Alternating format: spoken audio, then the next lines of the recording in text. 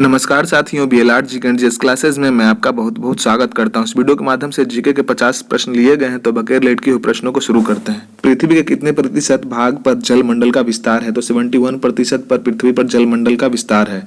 विश्व की सबसे बड़ी झील कौन सी है? तो कैस्पियन झील जो है विश्व की सबसे बड़ी झील है, कैस्पियन झील।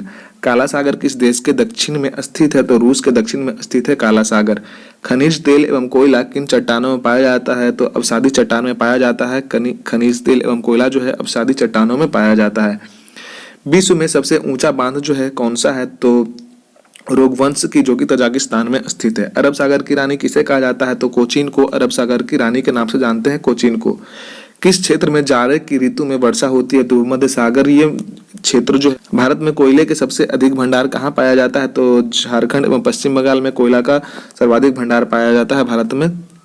सुनामी किस भाषा का शब्द है? तो जापानी भाषा का शब्द है सुनामी। बगदाद किस नदी के किनारे बसा हुआ है? तो टिग्रिस नदी के किनारे जो है बगदाद बसा हुआ। किस नगर को एम्पायर सिटी कहा जाता है? तो न्यूयॉर्क को एम्पायर सिटी के नाम से भी जानते हैं। विश्व में सर्वाधिक कागज तैयार करने वाला देश कनाडा किस प्राकृतिक प्रदेश में स्थित है? तो टैगा प्रदेश में स्थित है, टैगा प्रदेश में। कौन सा अभयारण्य शेर के संरक्षण के लिए प्रसिद्ध है? तो गिर जो है शेर के संरक्षण के लिए प्रसिद्ध है। भारत की सबसे लंबी नदी कौन सी है? तो गंगा नदी सबसे लंबी नदी है। भारत की सबसे लंबी नदी होती है गंगा। ओजोन परत किस वायुमंडल परत में पाई जाती है? तो समताप मंडल में जो है ओजोन परत पाई जाती है, जो कि हमें अल्ट्रावायलेट रे से बचाती है। विश्व में सबसे अधिक जनसंख्या वाला जनसंख्या वाले 10 देशों में एशिया में कितने देश है? तो 6 देश एशिया में ही हैं, सबसे जो ज्यादा जनसंख्या रखने वाले हैं। देश का सर्वश्रेष्ठ प्राकृतिक बंदरगाह कौन सा है? तो विशाखापत्तनम भारत का सबसे जो है प्राकृतिक बंदरगाह है, सर्वश्रेष्ठ प्राकृतिक बंदरगाह। इंदिरा गांधी नहर या फिर राजस्थान नहर को किस नदी से जल मिलता है? तो सतलज नदी से जल मिलता है इंदिरा गांधी नहर, और राजस्थान नहर को सतलज नदी के द्वारा जल प्राप्त होता है। विश्व का सबसे ऊंचा पठार कौन सा है? तो तिब्बत का पठार, जिसे हम पामीर का पठार भी कह सकते हैं। विश्व की सबसे लंबी पर्वत श्रेणी कौन सी है? तो एंडीज जो है विश्व की सबसे लंबी पर्वत श्रेणी है, एंडीज। कावेरी नदी के तट पर कौन सा शहर स्थित है? तो तिरुचिरापल्ली जो है कावेरी नदी के तट पर स्थित है, तिरुचिरापल्ली। विश्व का सबसे बड़ा डेल्टा कौन सा है? तो गंगा ब्रह्मपुत्र डेल्टा जो है विश्व का सबसे बड़ा डेल्टा है, गंगा ब्रह्मपुत्र डेल्टा। नीली क्रांति किससे संबंधित है? तो मत्स्य उद्योग से संबंधित है नीली क्रांति। किस देश के पास दुनिया का सबसे बड़ा यूरेनियम भंडार है? तो कनाडा के पास में जो है दुनिया का सबसे बड़ा भंडार जो है कनाडा के पास में स्थित है। प्रायद्वीपीय भारत के पठार का निर्माण किससे हुआ था? तो लावा से हुआ था।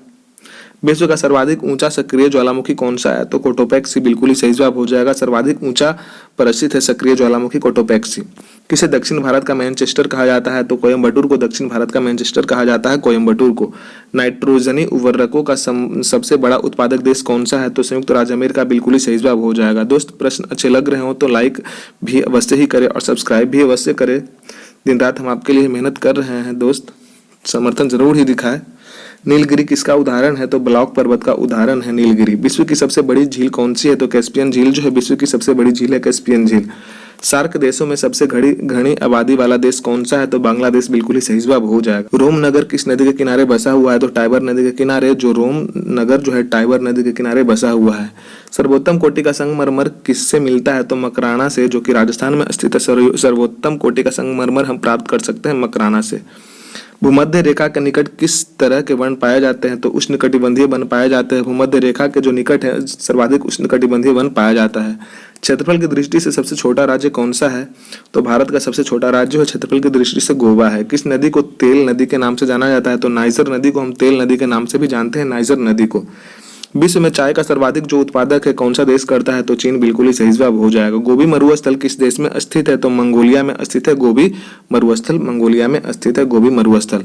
जाफना प्रायद्वीप जो है तथा श्रीलंका की मुख्य भूमि को जोड़ने वाला पास कौन सा है? तो एलिफेंटा बिल्कुल ही सही जवाब हो जाएगा। जाफना प्रायद्वीप तथा श्रीलंका की मुख्य भूमि को जोड़ने का जो काम कौन सा करता है? तो एलिफेंटा करता है।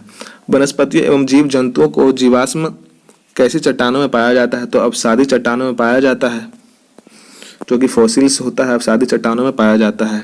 भाखड़ा नांगल परियोजना किस नदी पर बनाई गई है? तो सतलज नदी पर बनाई गई है भाखड़ा नांगल परियोजना। भारत में सबसे अधिक वर्षा वाला स्थान कौन सा है?